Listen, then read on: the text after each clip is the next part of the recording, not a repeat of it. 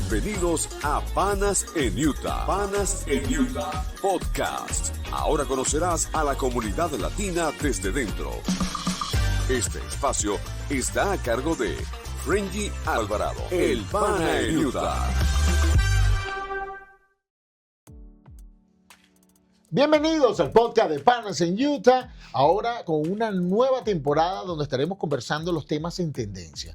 Y uno de los puntos a discutir el día de hoy es sobre la comunidad LGTB+, que debido al mes del orgullo se ha convertido en un tema de discusión donde incluso el estado de Utah tiene un punto de honor que ha prohibido la exhibición de sus banderas en edificios gubernamentales o instituciones públicas y de hacerlo con una multa de $500 diarios.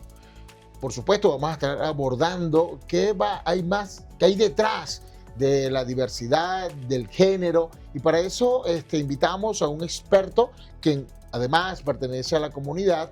Él es Emilio Mijares, CEO y fundador de Educa tu Mente. Bienvenido, Emilio. Gracias por estar.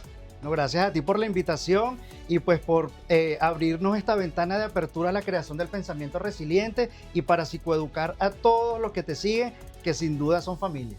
Bueno, la idea es abordar este tema porque hay mucha desinformación, sí, y queremos que tú como especialista en el área nos hables un poquito primero de tu formación académica para que quienes nos ven sepan desde cuál es tu punto de vista. Ok, en Venezuela soy doctor en ciencias de la educación, terapeuta cognitivo-conductual, especialista en psicología criminal y en derechos humanos. Y aquí en el estado de Utah soy especialista de apoyo entre pares y trabajador social comunitario. Excelente. Sabemos que tienes una familia homoparental. Sí. Háblanos un poco cuántos años, cómo se logró eso. Bueno, tengo ya 14 años con mi esposo y sí, adoptamos una niña en Venezuela con el programa de familias sustitutas. Pudimos participar y pues por ciertas situaciones, gracias a Dios llegó esa niña a nuestro hogar y bueno, ya es una mujer, tiene 22 años y es funcional. Eso, el hecho de que venga de una familia homoparental o tenga dos papás en su formación y en su crianza, no le ha impedido absolutamente nada. Es una mujer que está estudiando hoy en día y tiene sus procesos han sido normal. Eso no ha influido absolutamente en nada. Fíjate algo, quisiera aclarar porque puede entrar en la duda quienes nos ven desde Venezuela. Incluso recientemente ellos manifestaron que no habían derechos para la comunidad gay en Venezuela. Y tú me dices que lograste adoptar legalmente a los niños. Sí, pero en ese momento yo solo fui quien adopté. Claro, porque estaba... Se podía no por pareja, sino... Estaba yo solo en ese momento, como te dije, en un programa de familia sustituta. Y pues yo tuve el entrenamiento para ese programa y pues tuvimos entonces la fortuna de que esa niña llegara a nuestras vidas y por otras situaciones que no vienen al caso, pero bueno, sí, gracias a la llegada de ella pues pudimos construir una familia homoparental. ¿Y el sistema de Venezuela de alguna forma amparó eso? No.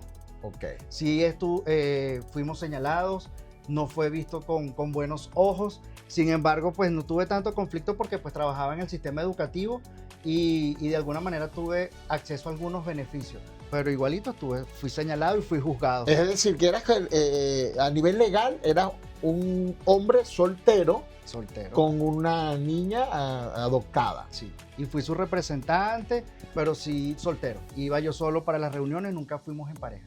Ah, ok, para evitar... Sí, para evitar conflicto, aunque igualito todo el mundo sabía, todas las personas sabían. Y algo que sí me llamó la atención, las nuevas generaciones en construcción sí adoptan de una manera más flexible este tipo de familias. Porque, por ejemplo, los amigos de ella, ninguno tuvo juicios valorativos, iban a la casa, compartían con nosotros, la acompañaban a ella en sus reuniones sin ningún juicio valorativo. Incluso también llegaron a tener un vínculo ¿sabes? Nos veían como padres, nos pedían consejos y fue una relación muy bonita con los amigos de ellos. ¿Cuánto tiempo duró eso en Venezuela? Estuvimos en ese proceso 10 años. 10 años, hasta que la niña tuvo 10 años. Sí, ya. No, cuando ella llegó a nuestra vida, o cuando llegó a mi vida, ya tenía aproximadamente como 5 años. Ok. Y ya cuando yo me decido casar con un hombre o vivir porque en Venezuela... En Venezuela no se puede... El matrimonio igualitario no es permitido, pero ya decidimos vivir juntos, ya ella tenía como 12, 13 años, ya era una adolescente. Y sin embargo, pues yo me senté con ella, se lo expliqué y lo tomó con muy buenos ojos también. Incluso pudo desarrollar un vínculo muy bonito con quien es mi esposo en este momento. ¿Y cómo se mantuvo, cómo fue en Venezuela? Porque esos fueron años duros, fueron años de, creo que era el mandato del comunismo, de la dictadura. En ese momento ya estaba, bueno, no había dictadura en ese tiempo, teóricamente era un mandato democrático de Chávez en esa oportunidad, y la inclusión no era muy bien vista incluso. Sí, tenía, por eso te digo, ahí sus juicios y sus prejuicios valorativos sociales. Incluso pues también sabemos que la Iglesia Católica, que es la que más predomina en Venezuela también, incluso vimos como el Papa anterior aceptó el matrimonio igualitario. Pero yo digo que una aceptación entre comillas, porque él dijo, o sea, acéptenlo, pero todavía no les permito que se casen dentro de la Iglesia Católica. Entonces no hubo una aceptación como tal, hubo un paso, pero no hay una aceptación. Bueno, pero creo que es un paso de mucho valor para ustedes porque fue el único que es el único que lo ha hecho. Por eso fue el único que lo habló, pero lo habló también con sus restricciones, porque dijo, acéptenlo como parte de la sociedad, pero no aceptó el matrimonio igualitario dentro de las iglesias. Ahora fíjate, esto ha ido creciendo y vimos en una época, me estás hablando de los 15 años, estamos hablando que ya estaba tuvo el mandato de Maduro también. Sí. Salen del país por X razones que no vienen al caso y se enfrentan a otra comunidad. Pero igual en ese tiempo que va creciendo tu familia, también estaba creciendo el tema de la inclusión, incluso destruyendo grandes comporios industriales cinematográficos como Disney, que intentó venderlo. Entonces ahí es donde entramos al tema, porque sabemos que eres una persona de valores conservadores, como nos lo has dicho en tras cámaras, como tú dices, ambiguamente, ¿no? Porque paradójicamente. Sí, porque soy de la minoría, o sea, soy latino y soy homosexual, o sea, de la minoría, pero sí creo en esos valores conservadores, yo creo en la familia y en la extensión de la familia. Y por eso hay unas cosas que queremos que le expliques a nuestras audiencias, cómo ellos, porque incluso tengo un amigo muy cercano en Venezuela, que es Marco Michetti, el de Más Nunca. Y creo que él trata de manejar eso. Él dice, ok, yo soy abiertamente homosexual, pero claro, él es un poquito más radical, no cree en el trans, etc. Pero vemos cómo en el momento en la presidencia pasada, que fue cuando llegaste, creo que llegaste en el momento de la presidencia, había una aceptación y había una política. Ahora esa política cambió, incluso en Utah, como ya lo dijimos, hay una multa de $500 por utilizar la bandera, y tú me hablaste de lo que significa cada letra y lo que trae cada letra detrás. ¿Nos puedes hablar un poquito de eso? Por supuesto. Fíjate, el ser humano nace con la sexualidad, incluso ya hay registro gracias a la neurociencia de fetos de 6 meses que están frotando sus genitales y sienten placer. Entonces quiere decir que somos sexuales antes de nacer hasta el último día en este plano terrenal. Incluso la Organización Mundial de la Salud define la sexualidad como un aspecto central del ser humano que abarca toda su vida, es decir, desde que nace hasta que muere. Y allí dentro de esa multifactorialidad de la sexualidad está lo que es el género, identidad de género, orientación sexual, expresión de la sexualidad, intimidad, reproducción, entre otros elementos que abarca la sexualidad. Entonces me gustaría empezar por allí para ir aclarando esas dudas. Vamos a poner la figura de un ser humano. Entonces, el sexo es lo que hablamos XXXY, o sea, pene y vulva.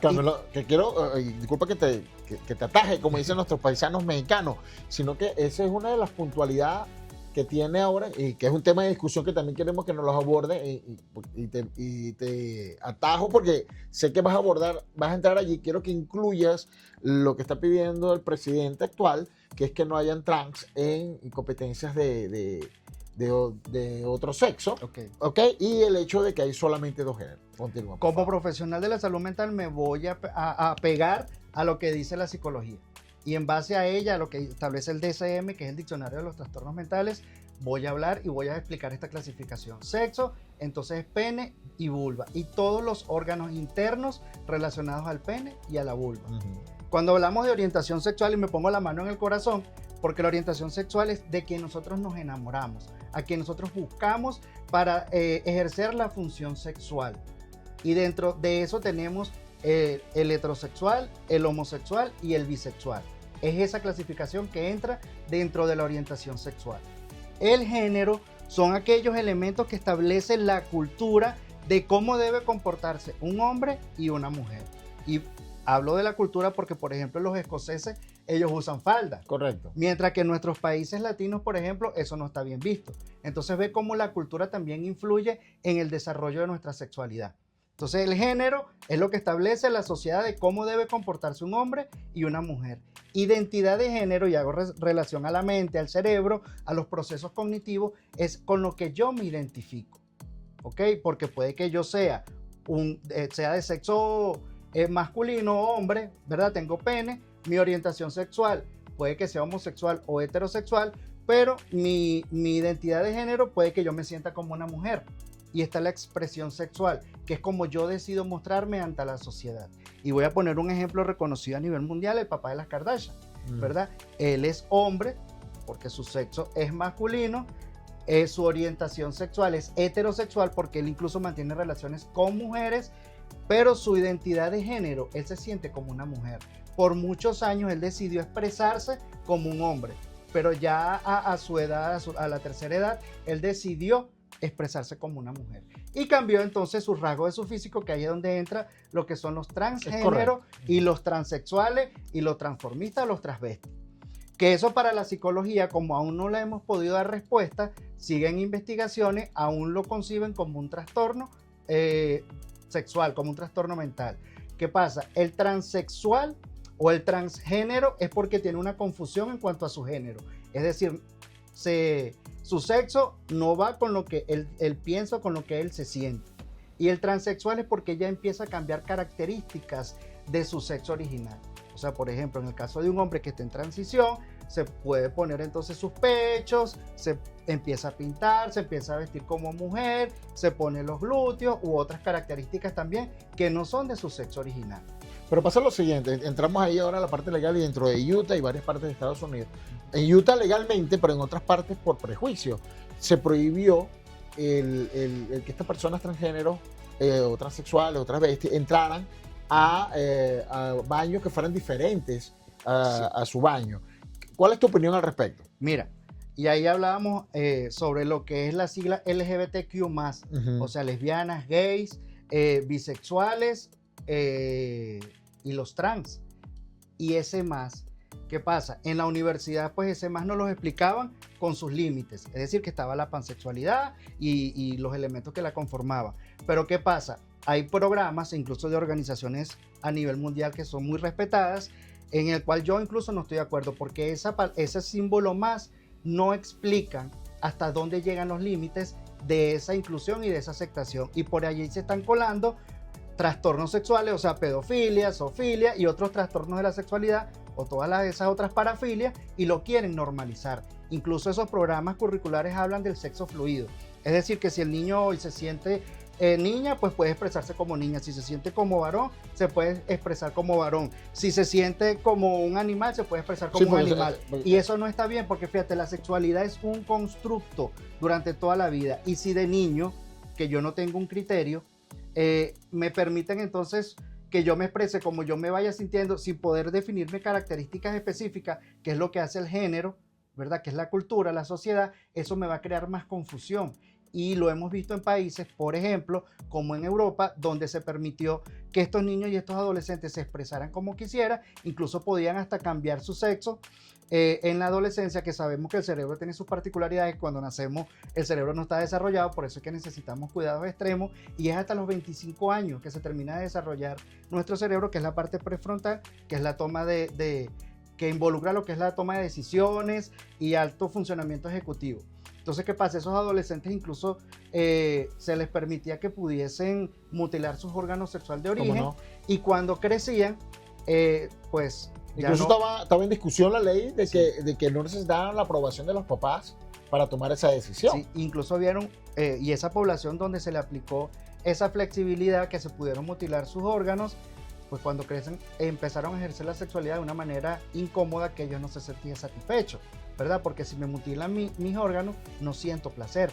Por ejemplo, en un caso de un hombre que quiere la transición a mujer, eso termina siendo un hueco que produce mal olor y que tiene que estar expuesto a muchos cuidados. Muchos cuidados extremos, y esas personas se frustraron y en su mayoría terminaron suicidándose. que eso es un elemento que hay que abordar, que no se dice. ¿Qué pasa con esas personas que se mutilan su sexo? Entonces sí generaron consecuencias. Y ven otra realidad en el momento, exactamente, ¿no? Pero aunque la psicología ya lo había dicho, después que vieron esas consecuencias fue en que empezaron a frenar esa prueba piloto, por decirlo de alguna manera, que sí se aprobó en Europa. O esas leyes que ahora, se aprobaron. Hay un cambio radical que está haciendo Trump actualmente, lo de la competencia de trans en mujeres, hombres, en diferentes actividades físicas. Por lo que me estás planteando y ahora viendo tu punto de vista, estás en contra de eso. Por supuesto, mira, vuelvo y digo, el sexo, que es con que nacemos biológicamente, el pene o la vulva tiene órganos internos.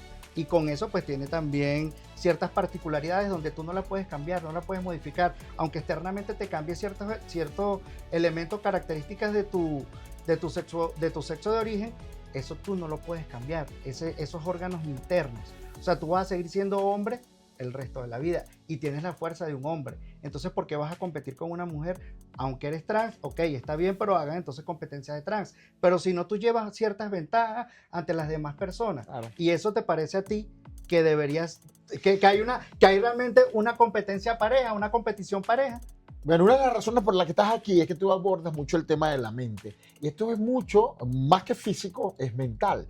Y genera un escenario donde se ha querido imponer una situación, una distinción que algunos apoyan, otros no, porque pareciera que hay una mano extra que no representa a la comunidad diversa, sino otros intereses que son más allá, especialmente enfermizos, ¿no? Como me lo acabas de nombrar, pedofilia, incluso estas banderas, ¿qué representa? Hay una bandera que ha sido bastante controvertida, que es la bandera de colores pasteles, la estamos colocando en pantalla, que habla del amor entre, para nosotros, lo más extremo lo vemos como pedofilia, pero habla de amores a personas más jóvenes. Claro.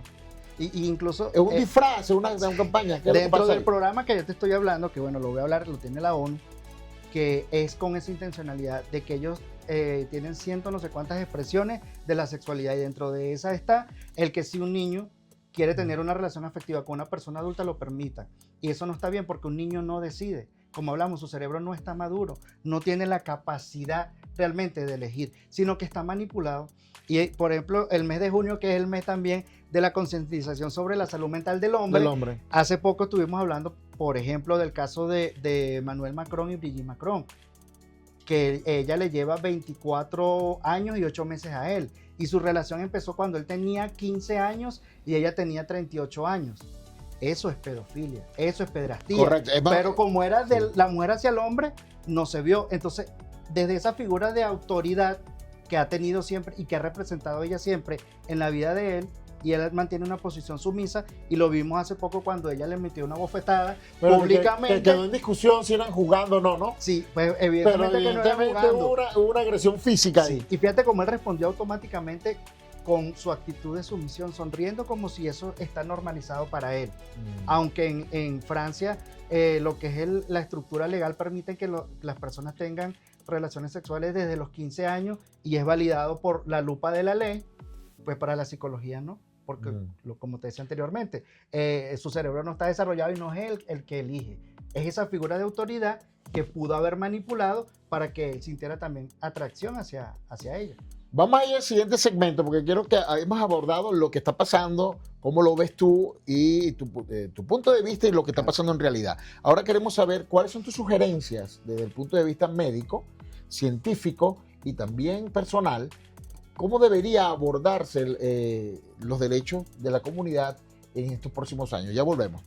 Hola, soy Raisa Spencer, la fundadora y CEO de Healthcare Depot de Utah. Estamos localizados en Sandy, Utah, y estamos en todo el estado de Utah, desde el sur, desde St. George hasta Logan, Utah North, ayudando a nuestra gente latina, ayudando a la comunidad y también educando a la comunidad sobre los seguros médicos. Si necesitan un seguro dental, de médico, de vida o Medicare, ya saben a quién pueden confiar. Llamen a Healthcare Depot de Utah al 801-224-4217. Acuérdense, Healthcare Depot of Utah, siempre presentes.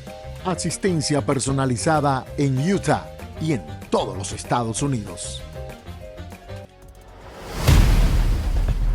Cada familia tiene una historia única, llena de ilusiones y sueños.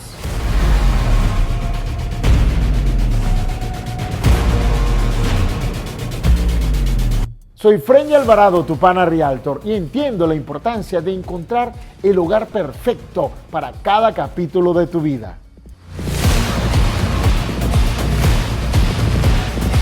Porque tu hogar es más que una casa, es el lugar donde tu historia cobra vida. Y recuerda, lo ideal es que el Realtor sea tu pana.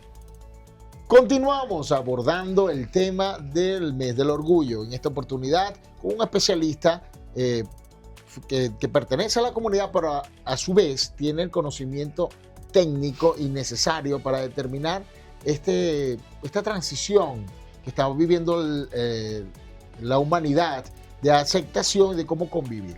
Hemos hablado, Emilio, de tu punto de vista y de cómo lo han abordado los gobiernos. Pero también hemos visto del lado de la comunidad, por lo menos en estos días en Europa se vio una marcha a favor del orgullo de varios hombres totalmente desnudos. No se sabe cuáles son las tendencias, si eran bisexuales o eran homosexuales, pero simplemente como una protesta. También hubo en Chile, fue una algarabía en los años pasados, porque se desnudaron, hicieron relaciones sexuales públicamente. Ahora, esa es la forma de manifestarlo. ¿Cómo consideras tú, profesionalmente hablando y como persona, que debería llevarse esa transición para que todos convivamos en tranquilidad? Mira, una cosa es la libertad y otra cosa es el libertinaje. La libertad es lo que yo, como adulto responsable, debo hacer. Y libertinaje es lo que yo decido hacer sin medir las consecuencias y cómo está afectando a otras personas. Yo pienso que la educación, que es la única llave capaz de abrir cualquier puerta, tengo que primero entrenarme yo, prepararme yo. Si no entiendo, por ejemplo, esta clasificación básica que te dije en el segmento pasado, ¿cómo yo voy entonces a empezar a incorporar otras palabras más, otros elementos más, como por ejemplo la pansexualidad, el sexo fluido y otros elementos que a las personas lo que les genera es confusión a la sociedad? Aclárame lo de pansexualidad desde tu punto de vista. La pansexualidad dice que es esa persona que se enamora del ser y no del sexo. Es decir, yo conecto afectivamente con la persona, o sea, un vínculo afectivo, sin importar si es hombre, mujer, edad, trans, absolutamente nada. Edad, nada. Entonces, por eso te digo, ahí hay que meter mucho la lupa, porque sí, la sexualidad es un constructo donde todos tenemos la libertad de ejercerla como nosotros nos sintamos, aunque hay tabúes todavía y hay muchos prejuicios referentes al tema. Pero si esa práctica afecta a otra persona o me afecta a mí, pues tiene que pasar por la lupa de la justicia. ¿Y tú qué crees? ¿Que ahí hay una mano peluda gigante que está buscando y tal vez esa mano peluda, para no entrar en detalles, tiene unas tendencias atroces y quiere imponerla de una manera como, y volvemos a Disney? Sí, incluso hasta política, y incluyendo también, por ejemplo, no sé si te has dado cuenta que ahora todas las series, por ejemplo, en Netflix, normalizan la bisexualidad. Entonces la están incluyendo como algo que está bien y que está normal. ¿Y sabías tú que dentro de la ideación suicida o dentro del suicidio de la comunidad LGBTQ, la bisexualidad es donde el alto índice es alarmante? ¿Por qué los números? Porque ¿qué pasa? Fíjate, si yo soy bisexual, yo debo tener una confusión. Entonces, cuando yo me encuentro en esos pensamientos dicotómicos, es donde entra la psicosis, o sea, donde empiezo a perder la salud mental. Porque ¿qué pasa? La presión social me está empujando a que yo lo haga, porque mira cómo está normalizado. Pero si yo no lo quiero, si yo no lo siento, y esa es una libertad que yo tengo. Entonces Pero algunos hacen, lo prueban. Y lo prueban. Bueno, dentro de la construcción sexual, pues hay una parte que es indiferenciada y donde tú experimentas a ver qué te gusta y qué no te gusta. Y ya tú vas discriminando, pero si lo haces una vez o dos veces, incluso también lo vemos, por ejemplo, cómo afecta la sexualidad en los privados de libertad. Y hay muchos estudios relacionados a ese tema. Y aunque ejercen pues la homosexualidad dentro de esos lugares como una necesidad fisiológica o afectiva, pero cuando salen de allí vuelven a ejercer lo que siempre han sido y lo que son, o lo que su mente reconoce, que se conciben como hombre o como mujer, o sea, como heterosexuales. Sí, siente que lo hacen por simplemente cubrir una necesidad sexual. Sí, pero acuérdate que momento. dentro de la sexualidad también influye la cultura, la política, la economía, o sea, son tantos elementos, la biología, la psicología. Entonces, ¿cuáles son, desde tu punto de vista, cómo debemos abordarlo? ¿Cómo deben entrar, cómo debe entrar la comunidad en todo este amalgama cultural, político y social mundial? Mira, educarse, porque ya se sabe que la orientación sexual, incluso hace recientemente hicieron el estudio más grande con una población bastante alta, 500 personas aquí en Estados Unidos y 500 europeos, con las dos universidades emblemáticas en ambos países, y determinó que la orientación sexual lo que influye es el ambiente más que la genética. Sí hay elementos genéticos, pero son mínimos, son muy, muy, muy mínimos. Pero ahora, ¿qué pasa entonces con ese factor externo? Por ejemplo, la violencia es un elemento que hace que las personas desarrollen otra orientación sexual, y lo decía, por ejemplo, Sigmund Freud, el padre del psicoanálisis, con su complejo de Edipo y complejo de Electra, que si el niño se enamora de mamá y empieza a imitar a papá, y la niña se enamora de papá y empieza a imitar a mamá. Pero ¿qué pasa si papá es violento? Y soy un varón, pongo toda mi atención en mamá. O si mi mamá es muy sumisa o muy violenta, pongo toda mi atención. Y puede de alguna forma influye en mi tendencia. En ese constructo de la sexualidad, porque la sexualidad, vuelvo y digo, es un constructo. Entonces, ¿qué hay que hacer como padres? Educarnos para poder acompañar asertivamente a nuestros hijos, porque sabemos también que, por ejemplo, la llegada de la tecnología ha hecho que ahora las niñas no se desarrollen a los 9 o 12 años, sino ya hay niñas de 6 años y 7 años desarrollándose. Entonces eso quiere decir que yo tengo que sentarme con mi hija a hablar de ese tema, ¿ok? Y tengo que cambiar el discurso porque ahora es una niña más pequeña. O sea, que su cerebro entiende ciertos elementos y otros no. Entonces tengo que educarme para poder tener el discurso asertivo para esa niña. Entonces no puedo imponer lo que me estás diciendo. Por supuesto, yo no puedo ¿qué es lo que está pasando? Acompañar. Claro, por eso te digo. Porque por eso es que hay rechazo. Hay muchísimas personas que respetan la tendencia sexual de otra persona sin ningún tipo de problema, pero rechazan la imposición. Entonces decirle, yo tengo mis hijos, entonces tú me estás imponiendo tu tendencia obligatoriamente sin que él sea el que lo decida. Claro, y caemos, por ejemplo, con el tema de los baños, que se le ha permitido a los trans que pues vayan al baño donde ellos se sientan identificados. Pero vuelvo y digo, se ha utilizado todo lo que se ha avanzado en cuanto a la comunidad LGBT en cuanto a normas y leyes, y por allí se cuelan otros trastornos que no está bien. Se prohibió porque hubo abusos sexuales. Entonces, ¿qué pasa? Si esa persona pedófila o enfermo sexual, pues sabe que por allí que vistiéndose de otra persona que no es... Sí, porque una persona que se identifica totalmente como hombre entra al baño de la mujer e inmediatamente es rechazado. Claro, entonces puede si ese hombre va disfrazado, claro, llamémoslo disfrazado, porque no es su tendencia, puede fácilmente entrar a un baño de niñas. Claro, y puede cometer su fechoría, que es una de las cosas que en términos legales hay que educar a las personas. Está bien que tú te sientas como mujer, pero tienes que cambiar toda tu identificación, porque no está bien que tú hoy te sientas como hombre y te presentes a la sociedad como hombre y mañana como mujer, porque por allí se pueden colar muchos actos delictivos también. Y es lo que están regulando a nivel presidencial, por decirlo de alguna manera, o sea, de alta jefera. Además, un punto, el punto del suicidio. Me acabas de decir que incluso las personas que están resolviendo su identidad pueden llegar al suicidio. ¿Cuál es la recomendación para ellas? Las que están confundidas, las que no saben si estoy allá, estoy aquí o debo hacer otra cosa.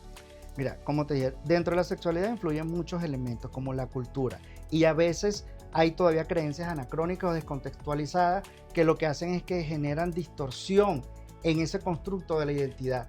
Porque, ok, yo puedo reconocer que tengo derechos ya a esta edad, pero un niño de 7 años, de 8 años no reconoce sus derechos. Incluso hay un influencer que ha sido bastante atacado, que es un muchachito bastante joven que se identifica plenamente, pero quiere ya operarse y es latino, y ha generado una controversia en TikTok porque quiere cambiarse de sexo. Okay. Y eso está bien que siga explorándose, pero eso tiene un proceso, porque vuelvo y te digo, es una construcción y mi cerebro no está desarrollado. Entonces no tengo la capacidad de poder internalizar esos cambios, como te comentaba, por ejemplo, cuando hay cuando te mutilan tu sexo de origen por disposición propia, por supuesto, pero eso va a generar unas consecuencias que muchas veces no le entienden. Y cuando es al contrario, cuando es la mujer, porque me hablaste ahorita del caso del caballero y evidentemente sorprende porque incluso hay hombres que han estado con estas personas que se han transformado porque no identifican en la vagina la diferencia de vagina, porque es un orificio igual. Pero tú me estás diciendo que genera malos olores, etcétera. Claro. ¿Y cuando es el caso contrario? Igual también, porque hay una mutilación, hay cambios anatómicos allí. En algunos casos, en algunas intervenciones le ponen lo que llamamos nosotros la bombita. Entonces, o sea, cambia esa forma en que tú puedas llegar al orgasmo. Entonces muchas veces te inhiben en que lo puedas lograr. Y eso me físicamente frustra. por lo menos no lo logran, lo lograría mental, ¿no? Por eso te digo, esos órganos internos jamás tú los vas a poder cambiar. Tú puedes hacer los cambios anatómicos por fuera, pero eso te va a impedir también que tú puedas llegar de manera normal y satisfactoria al orgasmo, o te impide el sentir orgasmo en algunos casos. Entonces, cuando llegas adulto y tú dices, oye, pero no siento placer, me frustro. Y ahí es cuando viene así, no era como yo quería desarrollar mi sexualidad. Claro. Entonces, ¿qué pasó en ese protocolo que está establecido psicológicamente y psiquiátricamente de cómo deben acompañar a las personas? Muchos quieren saltarse esa etapa o ese acompañamiento y lo que hacen es que carecen de desinformación, que terminan perjudicándose ellos mismos. Por eso te digo, mira, la educación es el primer elemento, tanto para los papás o para los cuidadores primarios de ese niño que está construyendo su sexualidad y pues también que vayan educando a ese niño. Hoy ha sido un día de escudriñar lo que es la LGTB+. Si usted necesita ayuda, él es CEO y fundador de una fundación, Educa tu Mente, precisamente educar la mente para estos procesos, y lo habla de primera mano. ¿Dónde pueden contactarte, Emilio? En Instagram, educatumente_oficial y educatumente_fundación, y Emilio J. Mijares B, y en Facebook, Emilio Mijares, y en la página web www.fundacioneducatumente.com. Ahí estamos abordando todos estos temas con responsabilidad, de la mano de la ciencia también. Y pues bueno, recordarle a toda tu comunidad que es familia, porque Frenji es el pana de todos. Gracias. Que lo único igual que tenemos todos los seres humanos son las diferencias. Entonces vamos a respetarla, porque gracias a ella podemos crecer, avanzar y evolucionar. Próximo jueves, 7 de la noche, Panas en Utah Podcast. Gracias por escuchar nuestro podcast Panas en Utah. Muy pronto tendremos más información para ti y recuerda que juntos somos más fuertes.